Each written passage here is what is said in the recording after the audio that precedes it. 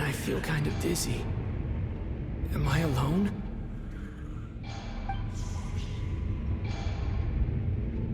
Huh? What was that noise?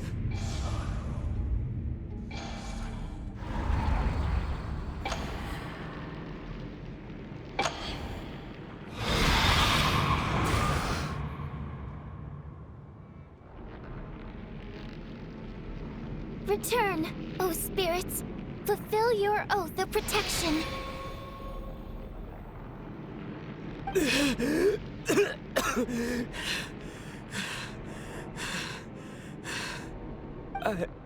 I'm alive? What just happened? No time for questions. Quick, over here. Turn on the switch. We need to bring back the light.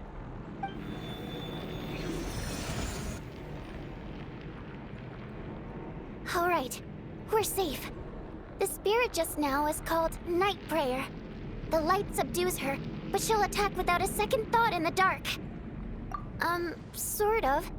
I know it's hard, but you can't let this place go dark, or she'll kill you again. Yep. Luckily, I was here to resurrect you.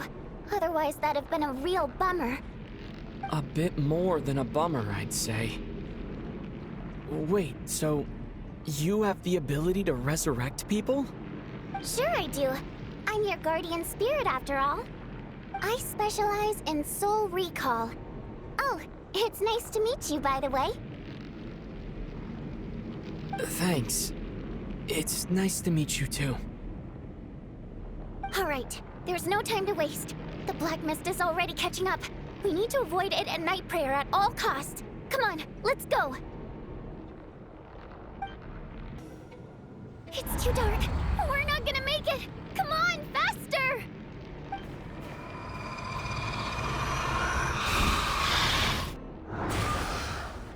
Traveler! I won't let you die like this. Not on my watch.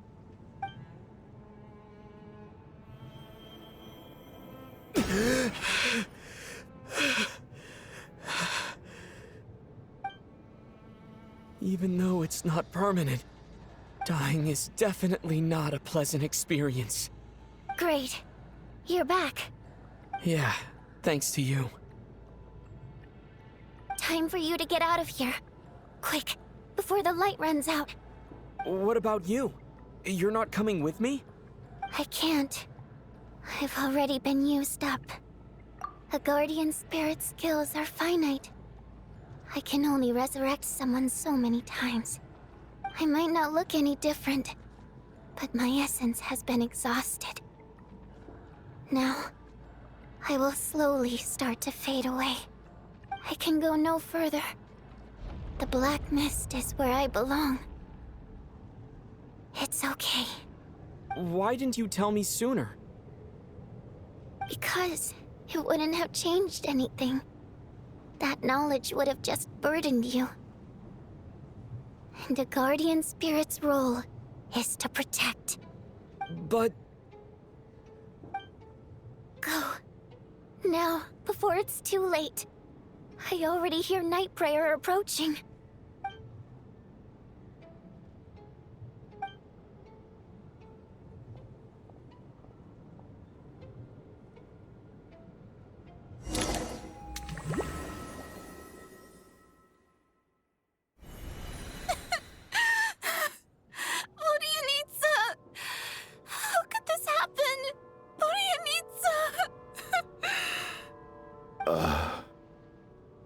Well, I guess there's no need to inspect the body.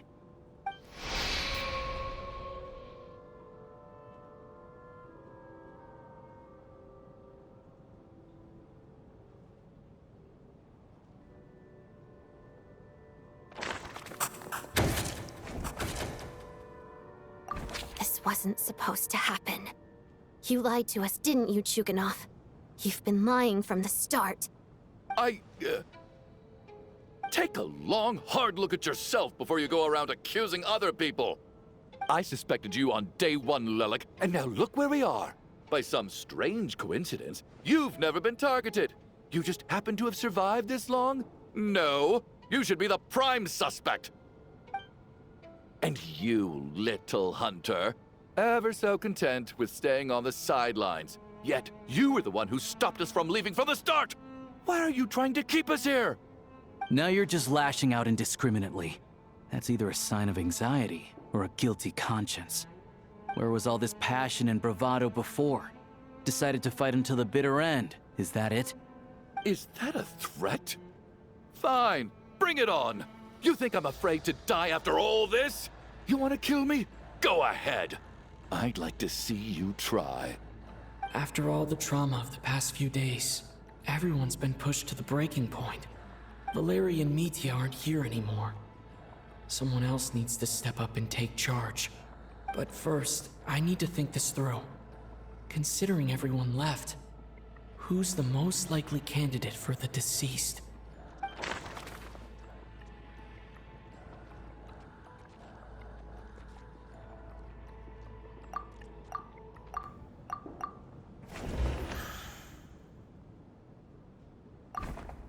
Of those who remain, the only person we've never met before is Tonya.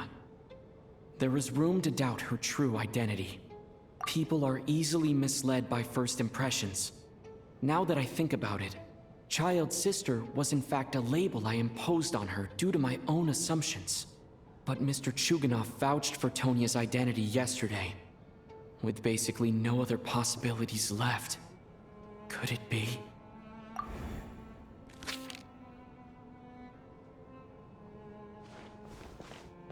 Tonya, how's Tusser been lately? Tusser? Your brother Ajax must have mentioned me in his letters home, right? Did he say anything about a blonde traveler? No. And my brother's name is Razik, not Ajax. Ugh. Chuganov, looks like it's your turn to do some explaining. Yesterday, you said you could vouch for Tonya. Why did you give us a false testimony? I knew you were behind this, Chuganov. You've been lying through your teeth from the start. Everything about you is fake. Down to the wife and daughter you're always talking about. Your entire family man persona is a charade, isn't it? That night, when I infiltrated your place as Lelik, I noticed you were home alone.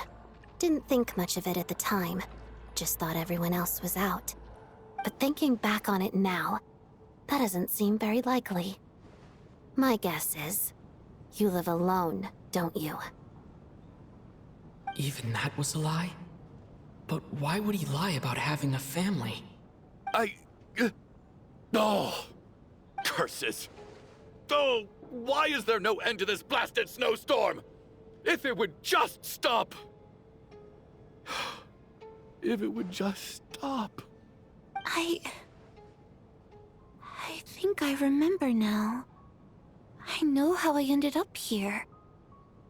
It feels like a distant memory. But at the same time, it's just like it was yesterday. The reason I'm always coughing is because I got sick with frostbite.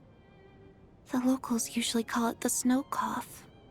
It's not a very common illness. It's partly genetic and partly caused by the cold climate, but it can be fatal. They sent me to the hospital as soon as they found out I had it, and I spent so long lying there in that hospital bed. After a while, I felt myself growing weaker and weaker. Nothing seemed to be working anymore. Neither the treatment that the doctors were giving me, nor the medicine my brother was brewing from frost fairy flower leaves.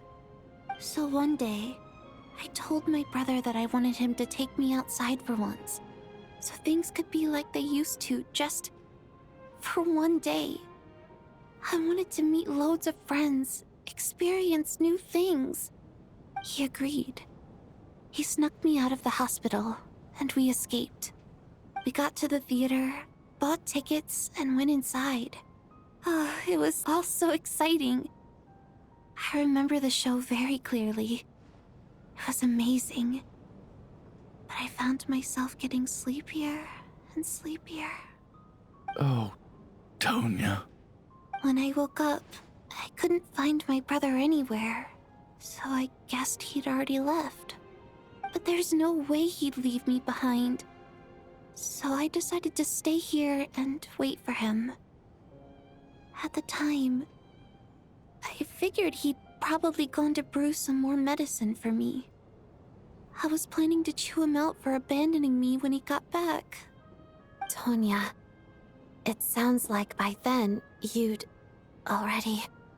Yeah, I know. I understand now. Dead, aren't I? This cough and the feeling weak, it's probably just my body's memory. After all of that, it turns out I can't blame my brother after all. I was the one who abandoned him. I'm sorry, everyone. I realized this much too late. It seems like death skewed my perception. And now I've dragged you all into this mess. Your name probably isn't even Tonya, is it? Didn't that ever strike you as odd over the last few days? Well, when I was little, my brother and I read a storybook, and Tonya is the name of one of the characters. When we escaped from the hospital, our family and the hospital security were looking everywhere for us. So when you first approached me and said my brother had sent you, and called me Tonya, I thought he must have chosen a fake name that only the two of us would know. Because he was afraid of getting caught. Now, it seems like that was just wishful thinking. At least your memory of death isn't painful. That is a small comfort. Now it's your turn, Chuganov. Talk to us. I believe no lie is ever told without a reason. You're right. I was lying. I happened to know that the Harbinger child and his sister Tonya managed to get tickets, so I lied to you and pretended I knew them. And yes, I was lying about my family too. The truth of the matter is, I lost them a long time ago. I just refused to accept reality. And now I've spent the second half of my life living a lie. I'm a joke. My daughter's name was Iskra. And before you ask, yes, Iskra, as in Iskra Manufacturing Plant. She also died from the snow cough. She was just 6 years old. If she were still alive today, she'd be around the same age as little Tonya here. After Iskra passed, my wife couldn't bear to face those memories either. So she chose to start a new life without me. One day when I came home from work and saw the empty room, I felt like I couldn't breathe. Subconsciously, I started to imagine that they were still there. I soon discovered that this was the only thing that made me feel any better, so I just embraced the delusion.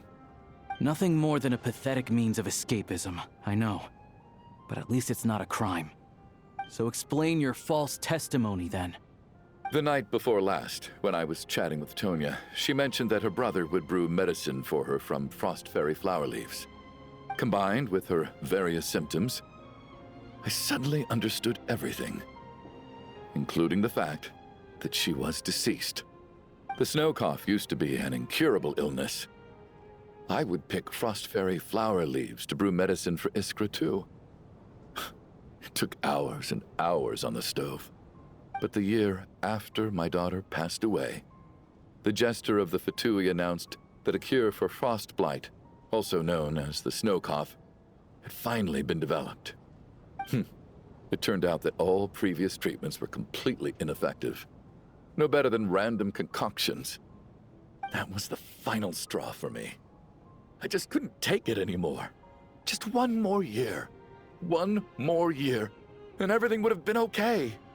So, more than anyone, I know full well that in this day and age, no one in their right mind would still be using frost flower leaves to brew medicine for the snow cough. Poor Miss Tonya, therefore. Had to have been from an era when snow cough was still a terminal illness. So, you projected your daughter onto her? Even though you knew she was one of the dead? That doesn't make any sense. You knew she was already dead. What did you hope to achieve by protecting her? I just don't believe in your crackpot theories. Nor do I approve of your actions. How can you just declare a living person dead and throw them out into that snowstorm? Nitia's gone.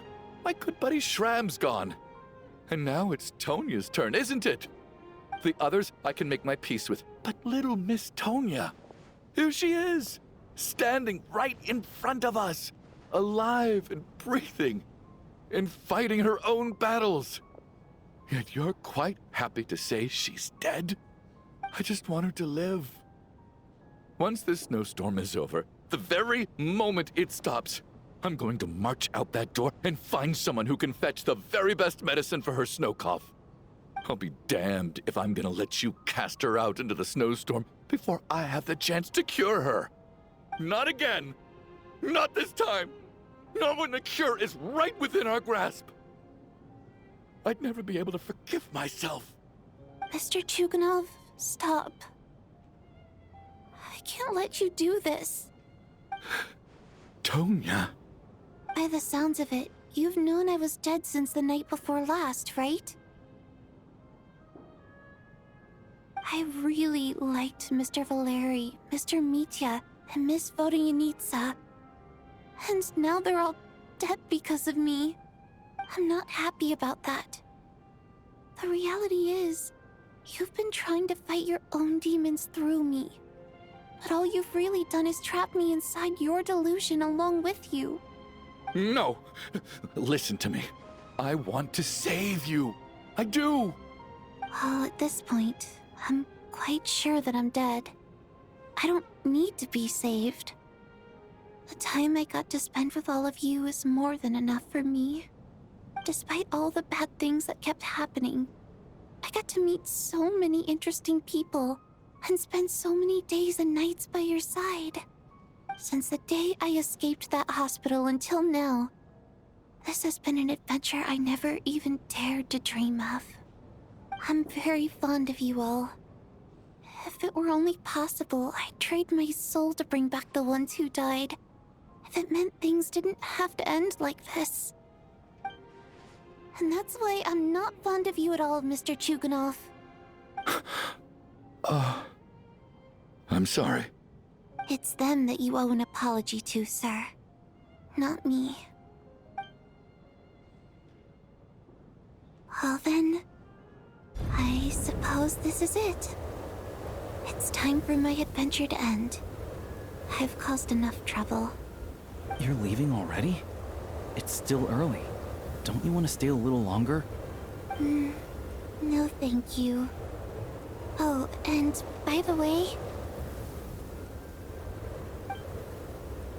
my name is Patashka. It was nice meeting you all. Feels strange that we're only being properly introduced now that it's time to say goodbye. Patashka.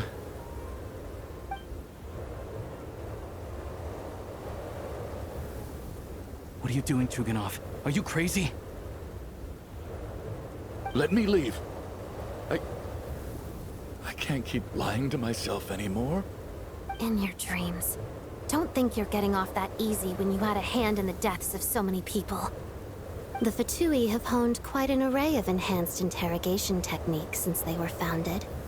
Once we're out of here, Lelik will personally give you a taste of every last one.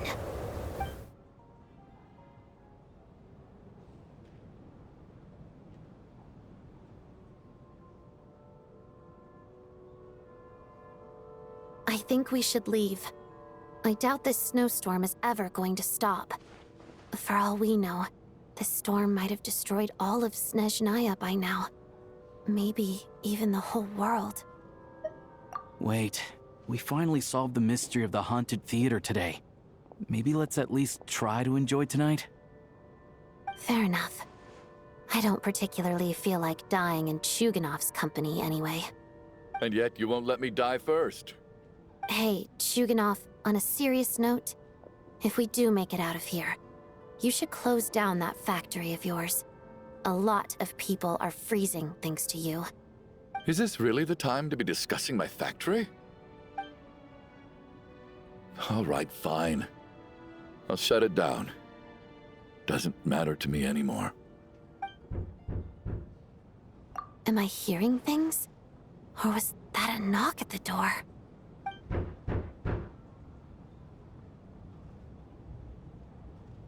There it is again. But I don't understand.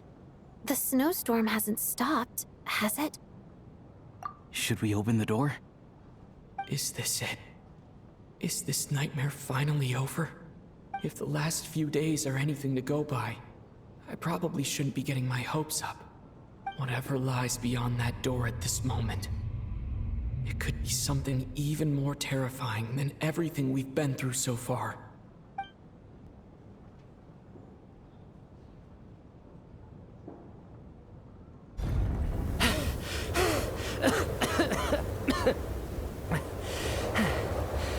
Hey everyone, I'm back. How are you doing?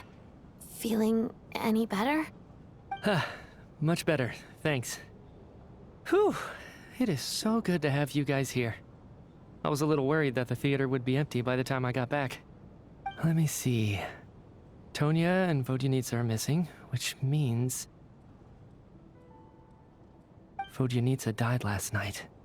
And then you discovered that Tonya was the other dead person. Am I right? Not Tonya. Pitashka. First, tell us how you made it back here. Given the conditions outside, no one should be able to return alive. You're right. The thing that got me back safely was... a song. I heard someone singing. After walking into the snowstorm, my mind grew hazy. I don't know how long I walked through the storm before my mind completely slipped away. Then, suddenly, I heard the sound of singing. The voice instantly brought me back to my senses, and I regained consciousness. So I followed the voice, searching for the source of the singing. I searched and searched, until finally, just a few moments ago, there was the entrance to the theater, right in front of me. I've actually never performed this song in the theater before, because it has more of a ceremonial purpose for our people. It's not meant for the stage. It means something like, "May those we have lost watch over us, and follow this song back home in the night, so that we might be reunited once more." That must have been Vodyanitsa's Requiem. Who knew it actually worked? That song is meant to guide the souls of the dead. Mitya, that must mean that you... Huh. No kidding. Huh, seemed like I guessed right then. This is what I've been so desperate to tell you about. When I first stepped out of the theater, I was still quite lucid. My memory of it is still pretty intact. I remember the outside world being completely different than what I'd expected. It was like this was a world where only the snowstorm existed. There wasn't a trace of any humans or buildings ever having been there. I don't know how else to describe it, except to say that it just didn't seem like the real world. And as for the Requiem, if I was guided here by Vodyanitsa's song, it can only mean that I must already be dead. And this is my soul, not my body. But I didn't experience a clear moment of death while I was out there. Nor do I feel any different now than before I walked into the snowstorm. You don't seem any different to me either. In fact, this is something I've been wondering about for a while now. If souls aren't physical, shouldn't they lack tangible form? Both Shram and Pitashka were clearly deceased, and yet their souls didn't look or feel like ghosts at all. They were visible, tangible, no different than you or me. This raises a truly terrible thought. Is that really what Mitya is suggesting?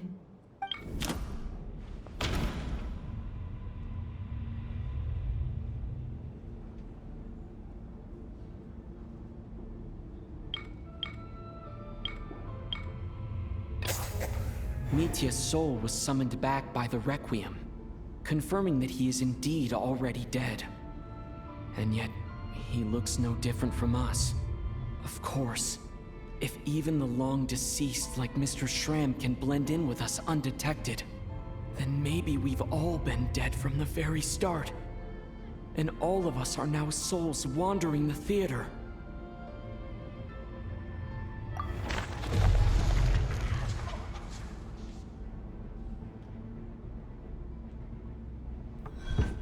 Yes.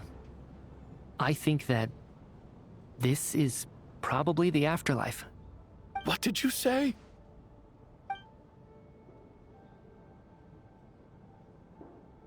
You heard me.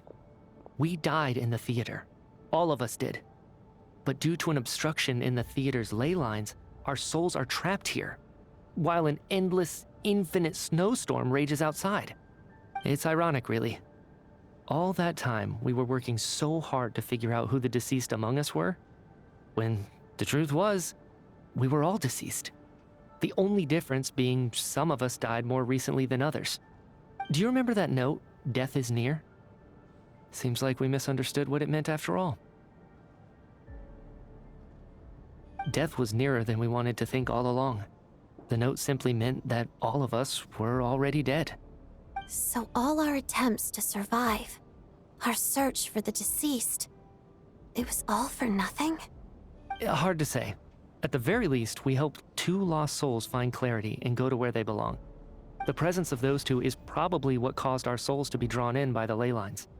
In which case, the deaths we've awoken to over the past few days were just souls returning to the ley lines for good.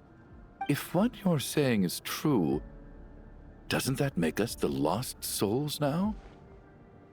Huh, no wonder. This afternoon, when I was moving Vodyanitsa's body, I noticed that the other bodies in the room hadn't decayed one bit after all these days. That's further proof that those aren't physical bodies at all, but merely our shells here in the afterlife. Am I really dead? This doesn't feel real to me at all. No, that's impossible. This cannot be how it all ends. I still find it hard to believe that all of us are dead. How exactly did we die in the real world? None of us have any memories of dying, right? Not even knowing how we died is preposterous. Good grief! Surely there has to be some reason. Exactly. It's hard to rest in peace when you don't even know how you died. It gave me lots to think about as I strode out into the snowstorm. I racked my brains trying to remember the cause of my death, the exact moment I died, the root of all of this, right up until my consciousness faded. Wait. Hold on. Right before I lost consciousness, I think I saw something. I can't remember. And I think I lost my notebook and pen. Mitya, your hand. Is that blood on your fingers? Huh? You're right. There's blood on the fingertips of my right hand. Looks like it's already dried. When did that happen? What the? I guess this was what I saw. I must have desperately drawn it in my own blood right before losing consciousness. What's wrong? Do you recognize the symbol? It's Renova, the ruler of death. Alosha, do you still remember that Snezhnayan folktale you told me about? It was about the Grim Reaper. When someone's about to die, he appears as an incarnation of someone familiar to guide their soul into the afterlife. And as soon as you recognize his face, your life is over. I heard a similar tale when I was little. You think the Grim Reaper in this story refers to the ruler of death you mentioned? That's right. In which case, death is near could also mean that the Grim Reaper is here disguised in a familiar form. Death, the deceased, and the Grim Reaper?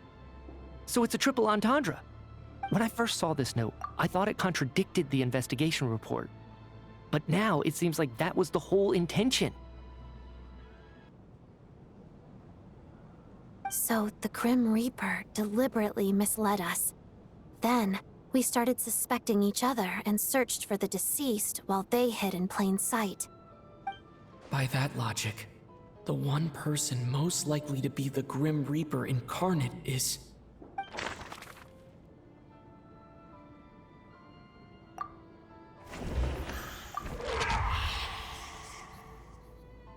No doubt about it. It's Alosha. Looking back at how everyone has acted over the past few days, Alosha is most likely the Grim Reaper lurking among us.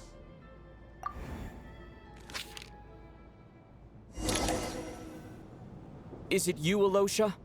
You were the first to discover the investigation report, and you had plenty of time to slip the note inside to mislead us. So? Surely you can't suspect me based on that alone. What if someone else found the investigation report first, slipped the note inside, and then put it back without telling anyone? There's no denying it. The note could easily have been slipped in much earlier than it was discovered. That's not all. I've also noticed that although on the surface, Valeri, Mitya, and sometimes I were the ones taking charge of the situation. Looking back now, even though you didn't say much, you were always subtly guiding everyone from the sidelines. What do you mean? You were the one who emphasized how dangerous it was outside and insisted we all stay here. It was also you who suggested that we all sleep in the same place. And earlier today, you tried to convince Patashka to stay. I don't understand why, but it was out of character. So, you didn't understand my intentions, and now you're assuming the worst. Seems pretty unreasonable if you ask me. He still won't admit it. Fine.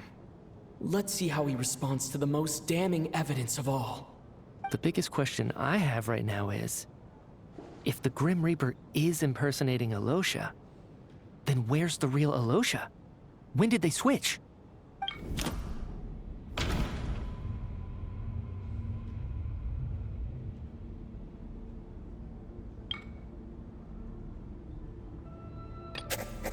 No. The Ruler of Death would have needed to control how everything unfolded from the start. She wouldn't have infiltrated our ranks this late. Let me think about this again.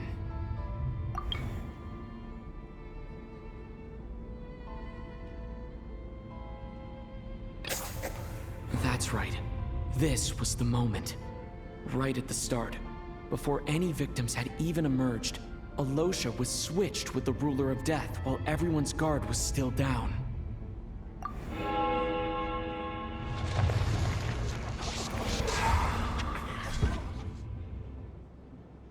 When all this began, right after the performance ended and the snowstorm began to pick up, no one suspected anything unusual. We just assumed we were snowed in. It wasn't until we discovered the bodies the morning after that we realized something out of the ordinary was going on. But it's clear now that the oddities actually started earlier than that, when Dimov walked into the snowstorm and never came back. Right. So Mr. Dimov was the first victim, not Sobolova and Torgov. And if we pinpoint that moment as the beginning of this incident, then one thing becomes clear. Alosha, you are the only person who walked into the snowstorm and came back without the help of Vodyanitsa's Requiem. More precisely, Alosha never came back at all. The one who came back was the Grim Reaper. Not bad. Well, since you've backed me into a corner, I suppose there's no point in keeping up the act anymore. Alosha? You're the Grim Reaper? I am no such tired cliché. Mortals should address me as the ruler of death.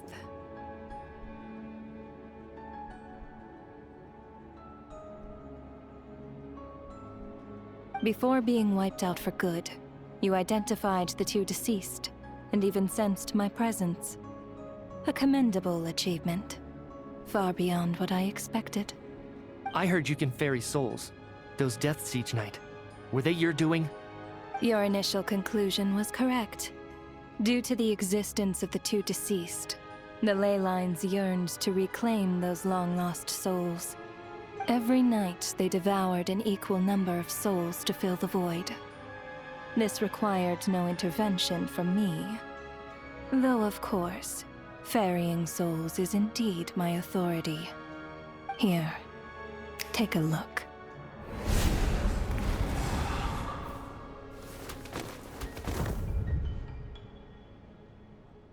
What are you doing? That takes care of today's too. Don't get so worked up. You are already dead, and your souls must return to the ley lines. I know we're already dead. You murdered us, didn't you? Murdered? No. Murder is when mortals usurp my authority. Death is my jurisdiction. If I require someone to die, I need not resort to such laborious methods as murder. You simply met the criteria to trigger my curse of death. I know about the curse of immortality. So there's another death-related curse too? You cursed us? When? And why would you do such a thing? So often, humans pray to me, begging to know when their death will come, and what form it will take. But few people ask why. If you must have an answer, know that death comes simply because one's time has come. So you're not gonna tell us the truth? Hold your tongue. By all rights, you shouldn't even be allowed to speak with me. Those angels from the past are to blame for their reckless renovation of the ley lines here. It's made my work on this occasion infuriatingly complicated. Work? So trapping us here, making us watch our friends die, that's just another day at work for you? You clearly have a lot of questions. Fine. As a reward for your remarkable accomplishments over the past few days, I shall answer a few of your inquiries, provided they aren't too unreasonable. After the physical body dies, the soul must return to the ley lines for that person's death to be considered complete. My work encompasses the entire process of death, including, naturally, the guiding of souls into the ley lines, with which you are now so familiar. You must also be rather familiar with Natlan's Night Kingdom, I presume? It was I who supported the creation of the Night Kingdom. It provided a convenient means of guiding the souls of Natlan. Here, too, the ley lines connected to the theater underwent some modifications. The angels hoped to make them capable of accommodating the souls of some special creations. But this actually hindered their ability to accept ordinary souls to some degree. This effect manifested itself after you died from the curse in the theater, leaving you stranded in the afterlife, unable to achieve a complete death. But if souls who die from the curse of death fail to return to the ley lines within a short window of time, they will miss their chance for good. Then, they will remain forever suspended between life and death, no longer subject to the authorities of either. So if you don't resolve this matter soon, and see all our souls return to the ley lines before long, we'll escape your control. Mitya is sharp. This must be what Renova was worried might happen, and the reason she got involved to begin with. But if you have the authority to guide souls, why didn't you just show yourself and get it over with? Why hide among us in the form of Alosha? You seek to understand the mind of a god. Very well. I'll tell you. This is a theater, and I decided I wanted to watch a show about death. That's why I encouraged you to take the events to the stage. I found myself getting quite immersed. I suppose the entertainment you provided makes up for all the trouble you've caused me by being so defiant in the face of death. There. Are you happy with my answer? Can't say I am. Really? But it fits the stereotypes you humans have about gods. Just moments ago, you were complaining about how infuriatingly complicated your work here has been. Work is work, I get it. There are times when it's a huge pain. but you just have to get it done, right? That's a rather unique perspective for a human. You are in fact correct. There is a pain point in this case. Due to the obstruction in the theater's ley lines, there is a hard limit on the number of souls they can receive each day, making it impossible for me to ferry all your souls at once. Revealing my identity too soon would inevitably have led to futile resistance, and there was a risk that any souls who chose to run would disappear. Then there was the issue of the 2 lost souls you called the deceased. The way you resolved that quandary was all part of my design. That's what I don't understand. If all of us were souls of the dead, what made their presence among us special? For centuries, they have refused to return to the ley lines, exploiting the issues created by the angel civilization to resist being drawn in.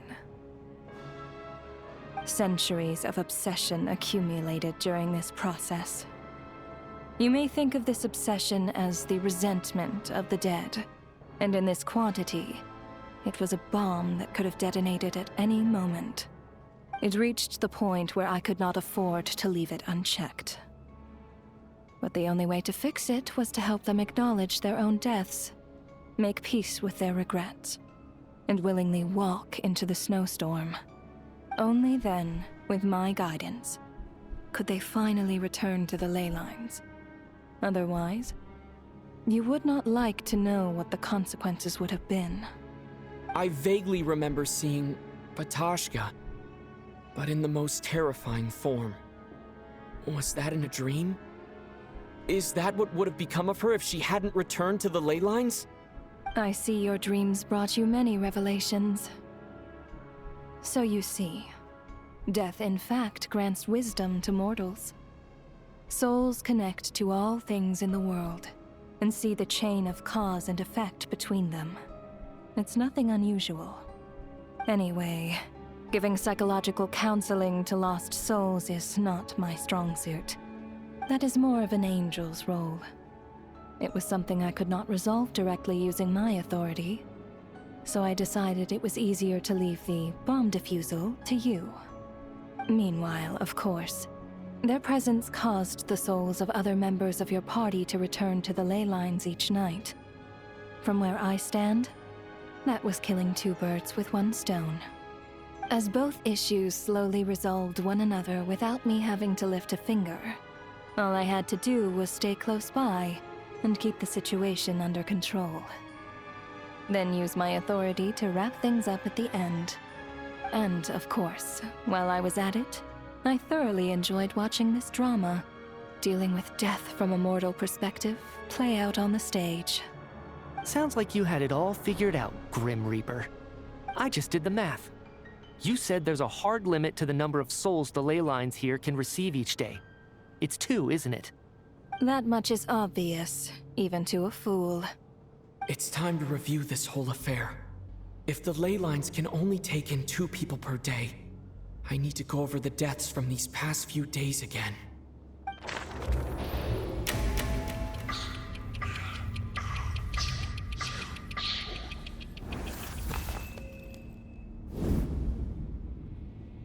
Looking back now, none of us had the faintest idea at the time. From the moment that staff member named Dimov walked into the snowstorm, the incident had already begun.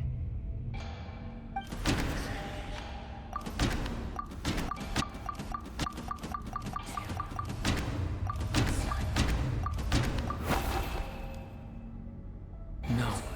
Let me...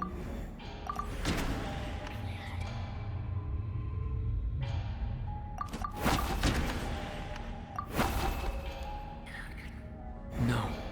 Let me...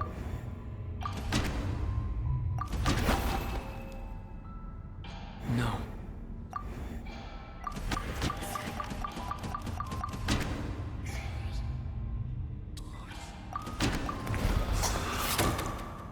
Alosha was the second to walk into the snowstorm after Dimov to investigate. During this process, the ruler of death assumed his identity, making him one of the victims.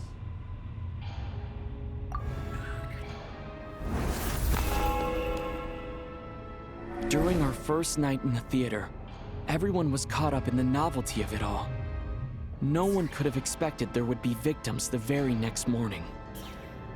Despite all the confusion, and with the help of hindsight, we finally began to realize that something was amiss with the snowstorm.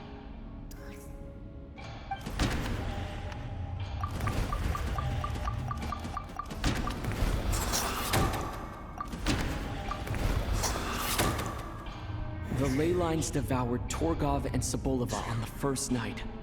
At the time, we thought this might be a murder case connected to Lelik.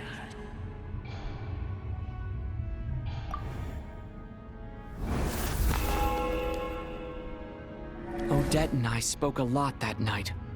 3 people were on watch, but in the morning, we discovered that someone had fallen victim all the same.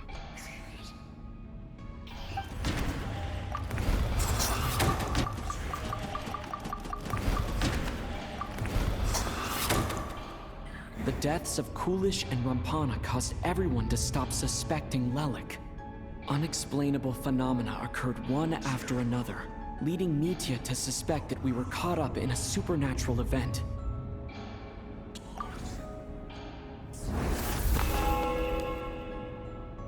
Later, we discovered that there seemed to be an extra person among us, and subsequently discovered the existence of the deceased. Mr. Schramm realized he was the deceased and walked into the snowstorm to return to the ley lines of his own accord. It turns out there really was a dead person among us.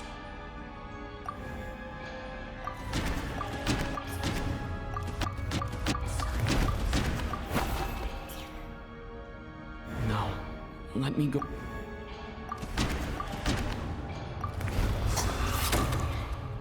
We thought it was all over. But Mr. Valeri's death was a rude awakening for everyone. The ley lines consumed him during the night regardless. A lot happened today.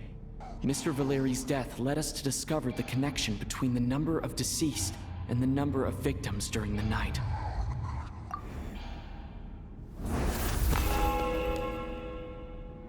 The fact that there was more than one deceased seemed to bring us back to square one.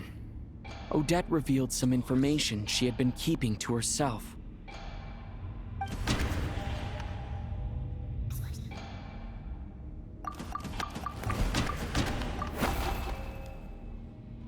Although Mitya did indeed walk into the snowstorm that day, he returned from the ley lines with the help of Vodyanitsa's Requiem. The void in the ley lines hasn't been filled, so let's rule out Mitya for now.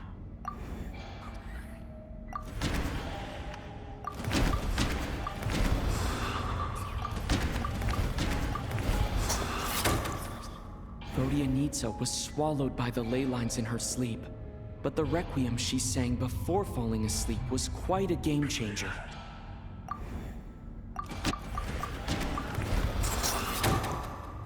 As it happened, Patashka filled the void left by Mitya's return from the ley lines by walking into the snowstorm this morning. The girl I thought was child sister Tonya turned out to be another of the theater's deceased. Come to think of it, Patashka was about to walk into the snowstorm at that time. And Renova, unaware that Mitya would return, was concerned that her soul would overflow from the ley lines. That's why she used Alosha's voice to try and persuade her to stay behind. Looking back, I suppose that was an early slip-up on her part.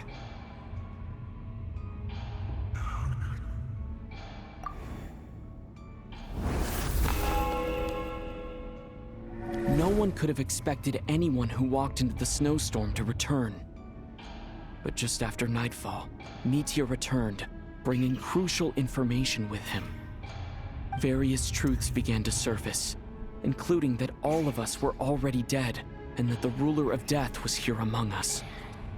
Then, after revealing her true form, Renova callously claimed 2 souls.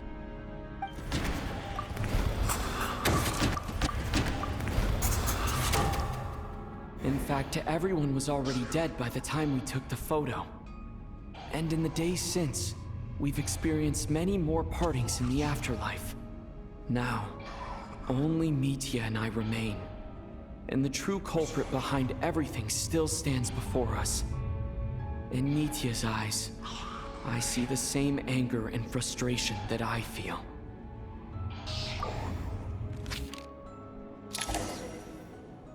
That covers everything. It's all clear now. Your work isn't finished here yet, is it? The Traveler and I are still standing here, safe and sound. The Water Imp's song threw things off a little, but it is of no consequence. The ley lines have already anchored your soul, and the first ray of light tomorrow morning will take you back. I, meanwhile, need to review my attitude towards the Water Imp race. So the reunion in the night that Vodyanitsa mentioned, I suppose that was never meant to be a permanent reunion.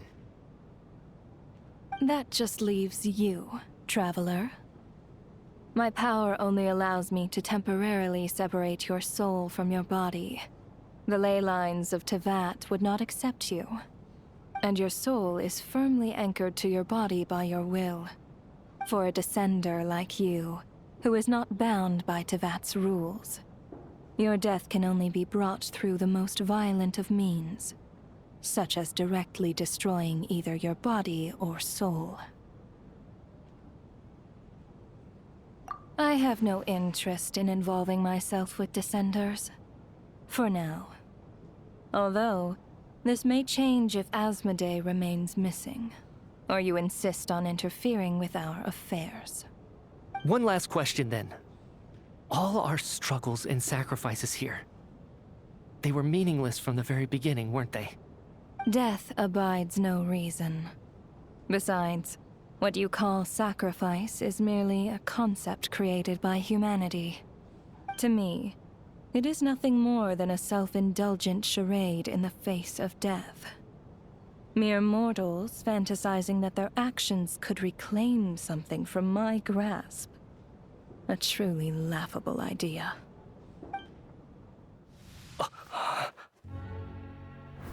Grim Reaper, you really know how to get on my nerves. I'm not here to ingratiate myself with you.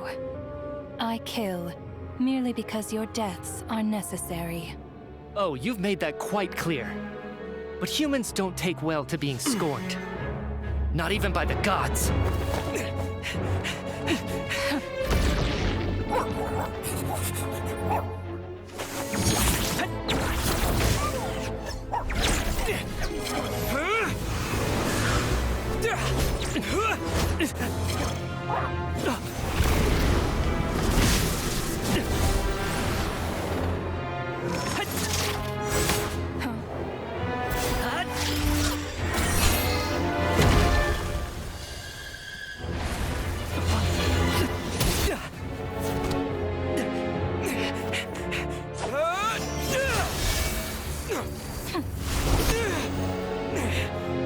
This is futile.